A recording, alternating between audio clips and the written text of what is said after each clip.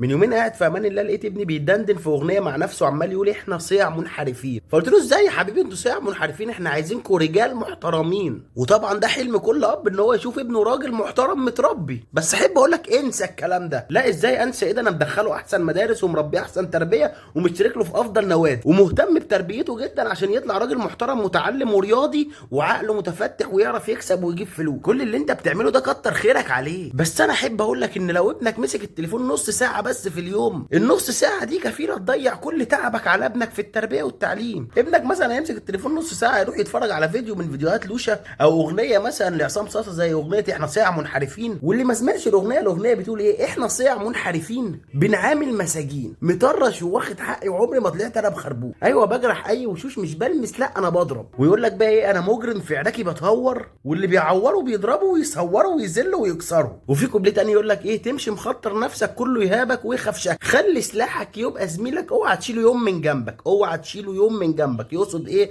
السكينه او المطوه. انت واخد بالك من الكلام؟ هو عايزني امشي حاطط سلاح في جيبي وعايزني لما امسك واحد اتخانق معاه اعوره واضربه واصوره واذله واكسره. طب لما الاطفال عماله تسمع وتحفظ في الكلام ده، انت مستني من الاطفال ايه؟ يعني احنا مثلا عندنا في المنطقه بتاعتنا تحس ان السرسجه عامه على المكان، عامه على الاطفال كلها في المنطقه عندنا. تحس ان الاطفال مش اطفال. فين الاطفال بتاعت زمان دي البريئه؟ لا مفيش الكلام ده عندنا. تلاقي الاطفال كده حابه تتكلم بطريقه السرسجه والشمامين، اللي هو مثلا يقابل صاحبه فصاحبه بيقول له ايه يا زميلي انت رايح فين؟ فالتاني يقول له انا رايح امس على واحد زميلي على اخر الشارع وجاي. العيال حابه تعيش في الجو ده، شايفه ان هي كده عيال جامده ومفيش منها اتنين. والخناقات بقى عندنا بتاعت الاطفال في المنطقه دي كوم تاني. يعني زمان كانوا الطفلين بيتخانقوا مع بعضيهم هما الاتنين يمسكوا بعض من هنا ويجي راجل كبير يقول له اتلم يا حبيبي انت هو كل واحد يلا على بيته والموضوع خلص. دلوقتي مفيش الكلام ده، بطل خلاص. تلاقي في تعاوير ومشارط وسكاكين ومطاوي والموضوع بيكبر وعايزين الحكومه تيجي تلم. ما الطفل من دول قاعد يسمع بقى فيديوهات اكشن للوشا واغاني لعصام صاصا وحمو وشاكوش وفلان وعلان، اغاني وفيديوهات عماله تبين لك ان القوي هو اللي ماسك سلاح وهو اللي بيضرب ويعور وهو اللي بيسرق ويبيع مخدرات، وان التعليم خلاص ما بقاش ليه لازمه، وان اتعلمت او ما اتعلمتش فالسوشيال ميديا والاغاني والكلام الفاضي ده هيكسبك اكتر بكتير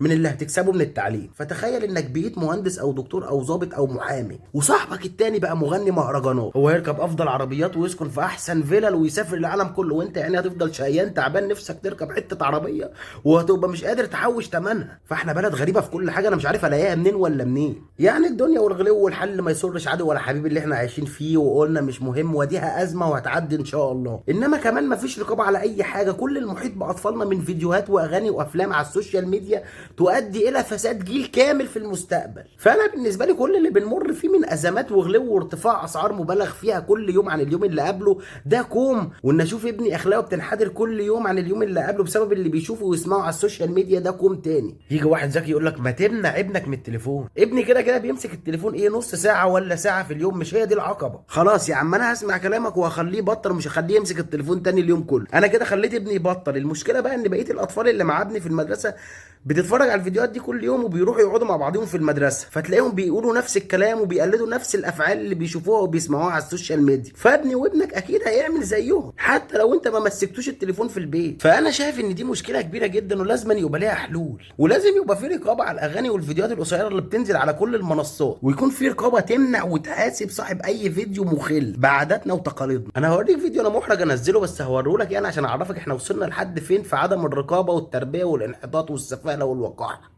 جدا في منظرك كاتب اسمي في دفترك فوقيا لا انا مزفرك ومصدرك على كل حين. صاحب الفيديو ده لما نزل الفيديو لو يعرف ان في رقابه هتحاسبه وهتطلع عينه او على الاقل الصفحه بتاعته هتتمسح. ما كانش ينزل السفاله والقذاره اللي هو منزلها دي. ده بالنسبه للواد. طب بالنسبه بقى للبت المعفنه اللي عامله الفيديو ده، فين اهلك؟ فين ابوكي؟ فين امك؟ فين خالك؟ فين عمك؟ فين عمتك؟ ما بلكيش اي حد بيتفرج على فيديوهات على السوشيال ميديا ويشوف القذاره اللي انت عاملاها دي؟ وهنا احب اقول لك ان مش بعيد اهالي العيال ديت تبقى ناس محترمه جدا عادي وبيصرفوا على عيالهم ونفسهم يشوفوهم احسن ناس في الدنيا، بس العيال نفسها ضحيه للمجتمع اللي احنا عايشين فيه اللي وضح لنا باشكال كتير ان السوشيال ميديا بتكسبك اكتر بكتير من التعليم. فخلاص دلوقتي بقى الولاد والبنات بقى هدفهم ازاي يبقوا جامدين على السوشيال ميديا. وطبعا في شباب كتير عقلها صغير مستعده تعمل اي حاجه بحثا عن الترند اللي يخليها مشهوره ومعاها فلوس في يوم من الايام. بس فربنا يرحمنا ويقدرنا اننا نعرف نربي عيالنا تربيه محترمه وسط اللي احنا عايشين فيه. بس كده. وطبعا لو وصلت لحد هنا فما تنساش تعمل اشتراك للقناه وتعمل شير للفيديو. سلام.